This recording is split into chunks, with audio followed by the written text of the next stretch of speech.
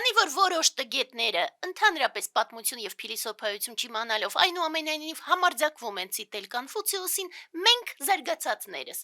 ցիտենք Կոնֆուցիոսին որպես այսօրվա սկիզբ։ Եվ այդպես մեծն Կոնֆուցիոսը ասում էր, որ 7 տարին բավարար է, որպեսի փոխվի սերունդը, որպեսի կրթվի ամբողջ ժողովուրդը եւ երկիրը բարգավաճի։ 7.5 տարի բավարար էր Նիկոլին ամբողջությամբ տապալելու Հայաստանը, կազմաքանդելու պետական ապարատը, զրոյացնելու կրթության ընդհանրապես որակը եւ կրթության արժեքը, հանձնելու Արցախը, հանձնելու Հայաստանի Հանրապետության մի շարք տարածքները եւ այդպես շարունակ։ Իրականում դժվար է նույնիսկ թվարկել ամբողջը։ Հայաստանի Հանրապետությունը լցված է օտարերկրյա միգրանտներով, որոնց մասին եւ ոչ մեկ ճիշտ տեղեկություններ փաստացի չունի,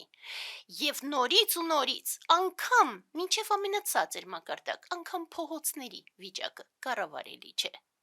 Եվ այդպես այս ամբողջը ակնհայտ տեսնելով, մենք միաժամանակ փաստում ենք, որ լրջագույն արտաքին վտանգի առաջ ենք մինչև հիմա, եւ իրականում արտաքին վտանգը միգուցե ել ավելի սաստկանում է այժմ, երբ որ ակնհայտ է, որ Նիկոլի կեղծ խաղաղությունը զրոյացել է եւ Նիկոլի ամբողջական ապարատը իշխանական այլևս ընդհանրապես իզորու չէ կառավարել Հայաստանի Հանրապետությունը։ Այդ ամբողջին գումարվում է վերջին կես տարվա ընթացքում Նիկոլի սատանայապաշտ արշավը ընդդեմ հայ-առաքելական եկեղեցու եւ իր ամբողջ հարվածները մեր ազգային սրբություններին դարձան ընդհանրապես իր հենց նոր գաղափարախոսության հիմնասյուն, այնուամենայնիվ իր հարվածը հայ-առաքելական եկեղեցու հանդեպ, փաստացի հարվածը ընդհանրապես քրիստոնեության հանդեպ, եւ մենք հենց այդ պատճառով անվանում ենք Նիկոլին սատանայապաշտ։ Այս ամբողջը հասկանալով մենք ակնհայտորեն տեսնում ենք, թե ինչպես են իշխանությունները ապօրինի կերպով զավթում հայ-առաքելական եկեղեցու գույքը, թե ինչպես ապօրինի դատում են մեր սրբազաններին, որոնց որ հին սրբերը նույնականացնում էին առաքյալների հետ։ Մենք տեսնում ենք, թե ինչպես նպատակասլաց զրոյանում է եւ պղծվում է հայ-առաքելական եկեղեցու հեղինակությունը։ Եվ ըստ այդմ մենք այնուամենայնիվ հարց ենք տալիս բոլորին, իսկ ով է հրեշը։ Եվ սա այն հիմնարար հարցն է, որ վերջերս մեզ շատ հուզում է, որովհետև այո, մենք տեսնում ենք Նիկոլի չարիքը, այո, մենք տեսնում ենք, որ Նիկոլի ամբողջ թիմը փաստացի մասնակցում են իր այս սատանայական արարքներին, բայց մյուս կողմից մենք տեսնում ենք, որ հրեշները նաև բոլոր այն հոգևորականները,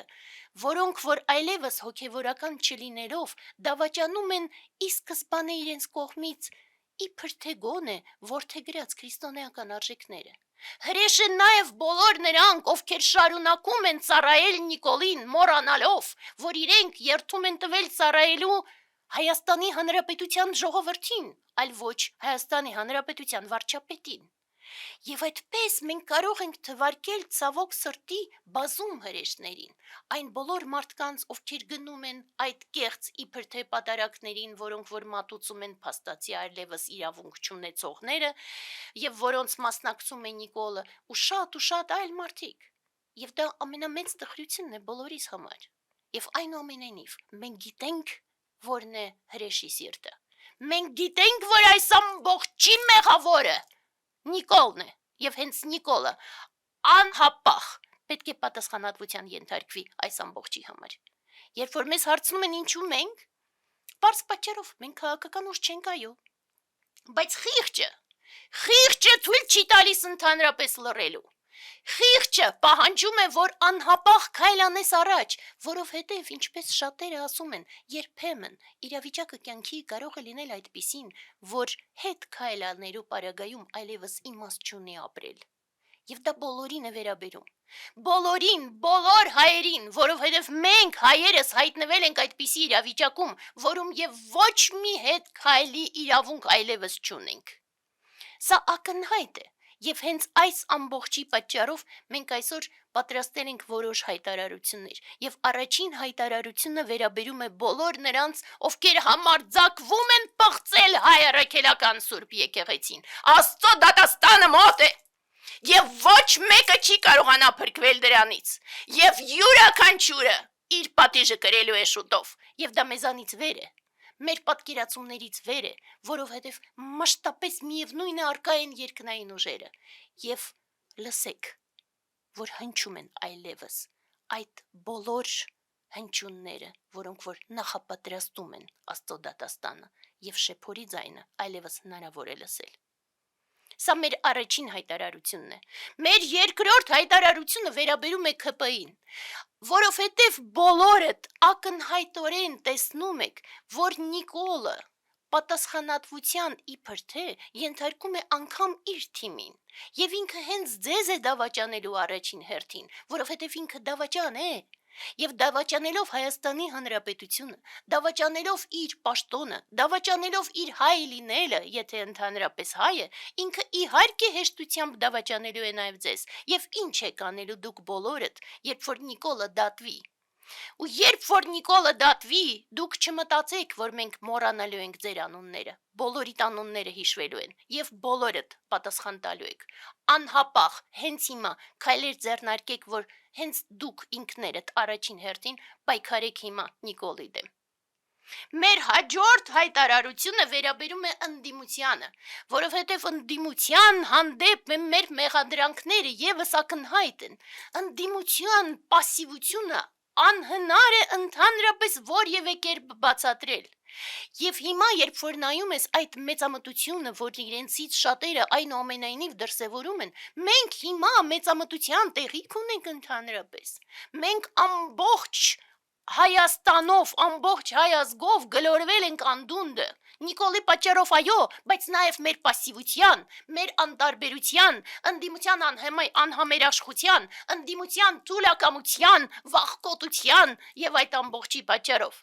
Եվ այդ ֆոնին որտեղից է ձեզ այդ անտեր մեծամտությունը, որ դուք շարունակում եք դրսևորել։ Ես ոչ մի կերպ դա չեմ կարող հասկանալ։ Եվ գիտեք այն հին անեկդոտով, որ ասում են չմոռանանք ինչի համար ենք հավաքվել։ Ես մտածում եմ, որ ընդդիմությունը ընդհանրապես մոռացել է ինչի համար է այդ ամբողջ քայլերը, ինչի համար է ընդհանրապես կոչվում ընդդիմություն։ Այդ տարբեր հայտարարությունները փոքր, որ իրենք ունենում են։ Մենք ունենք երկու հիմնարար նպատակ, եւ այլը չկա։ Առաջին հերթին անհապաղ ձերբազատվել Չարիքից, որը Նիկոլն է, եւ իր ամբողջ թիմը, եւ իր ամբողջ գաղափարախոսությունը, եւ երկրորդ նպատակը համախմբել բոլոր առողջ ուժերին եւ կարողանալ գտնել ճանապարհը, որով հնարավոր կլինի Հայաստանը այս սարսափելի վիճակից դուրս հանելու։ Մեզ լուրջ ծրագիր է պետք, այն հնարավորությունը քայլ առ քայլ, որով որ հնարավոր կլինի այս վիճակից դուրս գալը, որովհետեւ առաջի դժվարությունը կլինի իհարկե Նիկոլից ձերբազատվելը, բայց երկրորդ դժվարությունը եւս ակնհայտ է։ Եվ փոխարենը բոլորով միավորվեն, տեսեք, մենք մոտ մի քանի ամիս առաջ առնվազն, կոչով հանդես եկանք, որ պետք է վերջապես բոլորը միավորվեն, եւ ականատես ենք լինում, որ ամեն մեկը տեղում հայտարարում է, որ պետք է միավորվել իր շուրջ։ Ոնց թե մարդու շուրջ չէ, որ դուք պիտի միավորվեք, այլ գաղափարի, նպատակի, այս մեր սեփական հայրենիքի, մեր ազգի փրկության շուրջ, այլ ոչ թե ինչ-որ մարդկանց։ Սա առաջի հիմնարարն է, եւ հետո անձ գնանք, առաջինը Քոչարյանը, ես զարմանում եմ, բոլոր տարբեր պատճառներով դուրս արի դաշտից։ Այո, Հայաստան դաշինքում կան իհարկե առողջ ուժեր, իհարկե կան շատ լավ անհատականություններ, այդ առողջ ուժերը կարող են մյուս առողջ ուժերի հետ միավորվել եւ մեծ զորություն սարքել, բայց լսում ես Քոչարյանին ու ինքը հայտարարում է, համարձակվում է հայտարարել, որ Հայաստանում կա 3 ուժ։ Առաջինը մեր ձևով ուժը մենք դեռ չգիտենք, ոնց կարելի ասել, որ միայն այս 3-ն են։ Եվ երկրորդը, ինչպես կարելի է հայտարարել, որ ՔՊ-ն քաղաքական ուժ է։ ՔՊ-ն համցագործներ են, համցագործը պետք է նստի բանտում, այլ ոչ թե համարվի քաղաքական ուժ եւ ում կողմից, ընդդիմության կողմից։ Եվ դրա համար Քոչարյանը անձամբ անհապաղ պետք է դուրս գա դաշտից, իսկ Հայաստան դաշինքը միավորվելով մյուսների հետ դառնա իրոք առողջ քաղաքական ուժ։ Երկրորդը Սերժ Սարգսյանին, մենք շատ ուրախ ենք, որ հիմա քարտեր ինչ-որ ձևով բացվում են, բայց էլ պետք չէ պահել ինչ-որ քարտեր, բլեֆի ժամանակ չէ այլևս, պետք է բացել բոլոր քարտերը և բոլորս վերջապես իմանանք, փաստեր ունենանք, թե ինչպես եղավ, որ 2018 թվականին Նիկոլի այդ կեղծ անվանվող Թավշյա հեղափոխությունը ընդհանրապես հնարավոր դարձավ, որ հիմա ցանկացած ակցիայի պարագայում միանգամից գալիս է ոստիկանության ստվար զանգված անգամ մեր փոքր ակցիաներին եւ հավաքում են ճնշող մեծամասնությամբ մարդկանց։ Ցանկացած մարդ, որ ինչ-որ բաներ է ասում Նիկոլի հասցեին, մյուս օրը իր դուռը թակում են։ Ինչպես եղավ, որ Նիկոլին հաջողվեց իրականացնել այդ իբր թե հեղափոխությունը։ Բացեք բոլոր քարտերը։ Եվ երրորդը վերաբերում է մեր ձևով շարժմանը։ Մի քանի ամիս անցավ, մենք տենց էլ չիմացանք, այդ ինչ ձև է։ Մեր ձևով, մենք գնացինք առաջի օրը ցույցի, չէինք հասկանում մեր ձևով, բայց մտածում ենք դերա, որ գոռում են միգուցե հույս կա։ Այդ ո՞րն է ձեր ձևը։ Ժամանակ չէ, որ իմանանք։ Մի կողմից լսում ես իրենք հայտարարություն են անում, որ բազմազավակ ընտանիքներին աջակցություն։ Ձեր ցավները դուք հին ինչ-որ պաստառներից եք վերցրել, թե որտեղից եք վերցրել։ Հայաստանը սարսափելի վիճակում է։ Մենք արտաքին լրջագույն վտանգի առաջ ենք մինչև հիմա, որովհետև Ադրբեջանը շարունակում է հայատյաց հայտարարությունները եւ զավթող քաղաքականությունը եւս շարունակվում է։ Այդ ֆոնին բազմազավակ ընտանիքներին դուք պետք է աջակցեք։ Եթե դուք իրոք ուզում եք լինել քաղաքական ուժ, ապա հավաքեք ձեր շուրջ իրոք քաղաքական առողջ ուժերին եւ ճիշտ քայլեր ձեռնարկեք։ Ու ժամանակն է, որ ցանկացած իր անունով անվանվի։ Եվ նորից հիշենք, որ հիմնական երկու նպատակ կա, որոնց մասին ասել եմ, ասում եմ եւ կասեմ։ Երկու հիմնարար եւ այլը չկա։ Ձերբազատվել չարիք հանդիսացող Նիկոլից եւ փրկել Հայաստանը այս ամբողջ իրավիճակից։ Եվ մեր վերջին հայտարարությունը, չնայած վերջինն է, բայց առանցքային է մեզ համար եւ փաստացի մեր հիմնական հայտարարությունն է։ Մենք պետք է կարողանանք առողջ հիմնարար մեկ ընդհանուր թեկնածու ունենալ։ Իրականում փաստ է, որ վարչապետ լինելը մեր նոր ստեղծվող Նիկոլի երբ որ Նիկոլին վերջապես դատենք ու այդ ամբողջ փլատակներից նոր պիտի կարողանանք ինչ-որ ձևով ձևավորել նորից առողջ հանրապետություն, որը շատ ծանր կլինի,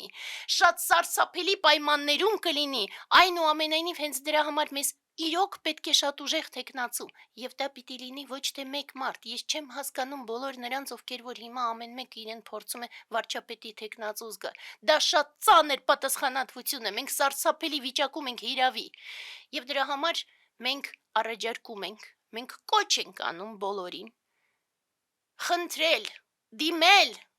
ամբողջ խոնարհությամբ, դիմել մեր Միքայել arczepiskopos Աճապահյանին խնդրանքով, որ իր գերանշնոր համաձայնությունը տա լինելու